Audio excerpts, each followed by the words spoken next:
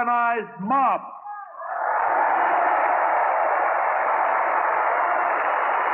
They are unanimous in their hate for me, and I welcome their hatred.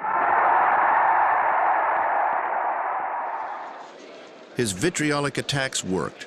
He was re-elected by a huge majority, losing only 2 states to Alf Landon, the moderate governor of Kansas. On January 20th, 1937, Roosevelt told the nation that the work of his New Deal was far from over. I see 1/3 of a nation still housed, still clad, still nourished. But then Roosevelt's charmed presidency came unstuck. FDR's skill at reading the nation's political pulse abandoned him. He started his second term on a path that would lead to spectacular failure. The greatest political miscalculation of FDR's career grew out of a day 2 years before that New Dealers would remember as Black Monday. That was May 27, 1935, when the Supreme Court struck down the very heart of Roosevelt's New Deal by nullifying the National Recovery Act, insisting that the federal government had exceeded its constitutional authority. A showdown with the court was inevitable. At no time in our history, before or since, has the court struck down so many pieces of vital legislation. The keystones to FDR's program in the first New Deal were the NRA and the Farm Program, the AAA. The Supreme Court destroyed both. Now, flush with electoral triumph, FDR decided to take on the nation's justices. The Democratic administration and the Congress made a gallant, sincere effort to raise wages, to reduce hours, to abolish child labor, and to eliminate unfair trade practices. And what happened? You know who assumed the power to veto and did veto that program. I say we must act now.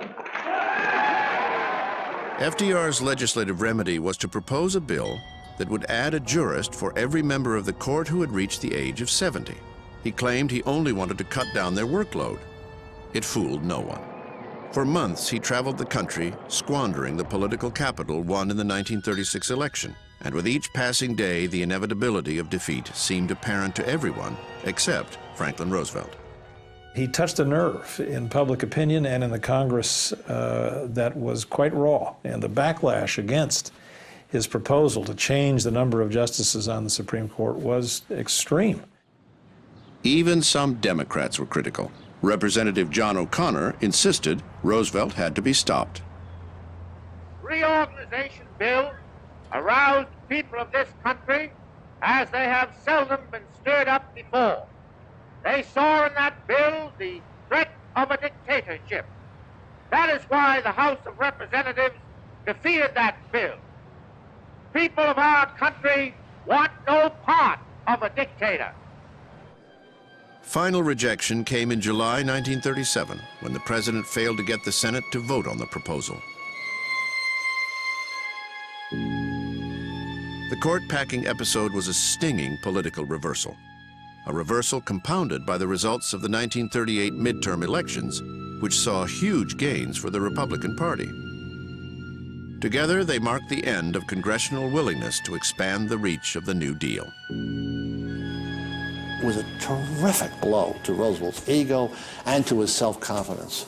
Well, then came the other side of Roosevelt that isn't so beautiful, and that is his vindictive streak. And in the 1938 elections, he personally campaigned in primaries against those who had opposed the Supreme Court. It was devastating.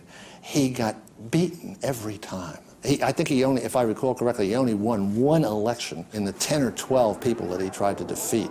It was incredibly humiliating.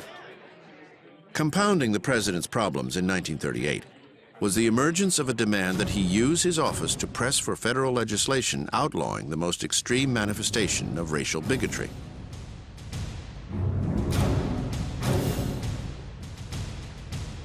I would argue that part of saving the nation is ending the crime of lynching. I don't think he has the moral choice of deciding that the fate of some of his citizens is less significant or less important or less urgent than the needs of the others. His policy of benign neglect was now under assault. For years, he had been able to avoid confronting the reality of lynching. No longer. Eleanor Roosevelt would take the lead in demanding the Congress federalize the crime of lynching. This claims was our conception of how... By 1938, Eleanor Roosevelt's campaign for racial justice was the culmination of an extraordinary personal journey. She had not come easily to the role of the administration's conscience. It is a story as remarkable as her husband's battle to overcome polio. At the beginning of FDR's presidency, Eleanor dreaded the prospect of moving into the White House. Well, Eleanor Roosevelt very much did not want to be First Lady. The thought of living in the White House filled her with the greatest sense of possible dread. Eleanor's fears grew out of a past marked by loneliness, insecurity, and betrayal. Orphaned at 8, she spent a lonely childhood living with her maternal grandmother, Mary Ludlow Hall, at Oak Terrace, the family estate in Tivoli, New York, alongside the Hudson. As a young girl, she had been told by her family that she was unattractive and had been given the nickname Granny. As a whole, this family had great beauty. It was an unknown thing for a Hall girl not to be a belle at every party.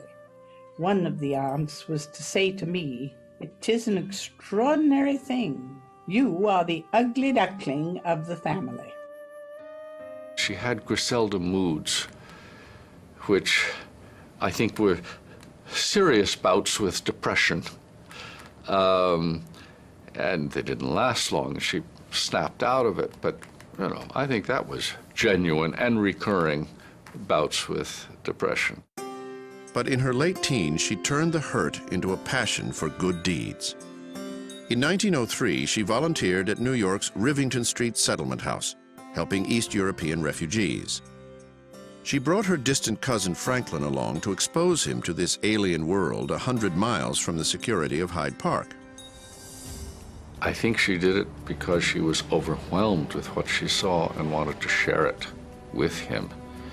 He was shocked. He had never been exposed to real poverty. Over his mother's strong objections, she insisted they were too young, Franklin and Eleanor were married on March 17, 1905. Over the next 13 years, Eleanor stepped into the role of a traditional politician's wife as her husband moved up the political ladder. To help organize her social calendar, Eleanor hired a young woman named Lucy Page Mercer. The family soon included her in the Washington party circuit that Eleanor despised and her husband relished. Lucy was everything Eleanor was not, and Franklin was entranced. What drew Lucy to Roosevelt was that she had enormous self-confidence, she had a charm, she was flirtatious, she was statuesque, she was beautiful, but she was warm, and she could respond to his playfulness in a way that at that point Eleanor, who had much less confidence in herself, could not. I think FDR was bowled over by falling in love, and perhaps for the first time in his life, really head over heels in love. Eleanor had her suspicions, but was assuaged by her husband's denials. The moment of truth came in the summer of 1918. FDR seemed distracted, anxious to have her go to their summer home in Campobello without him. When she opened his suitcase after an overseas trip, she discovered why. Inside, she found letters, evidence of her worst fear, that her husband was indeed having an affair with Lucy. It confirmed the darkest fears she had about herself, that she could never hold on to anyone as handsome and dashing as her husband, and that it was a sort of confirmation of all the betrayals of her girlhood that she's really expected from life. More in resignation than anger, Eleanor offered Franklin a divorce. Her mother-in-law, Sarah, horrified by the potential scandal, insisted that was out of the question. If her son left Eleanor and the children, Sarah would cut him out of the estate. So it was then that they came to a discussion with one another that he promised he would never see Lucy again, and she therefore would stay with him in marriage. Eleanor Roosevelt would stay in the marriage, but on her own terms. She would now set her own goals and find her own voice. By the time FDR was elected president in 1932, Eleanor was seen as the more progressive of the two. She was on the board of the Women's Trade Union.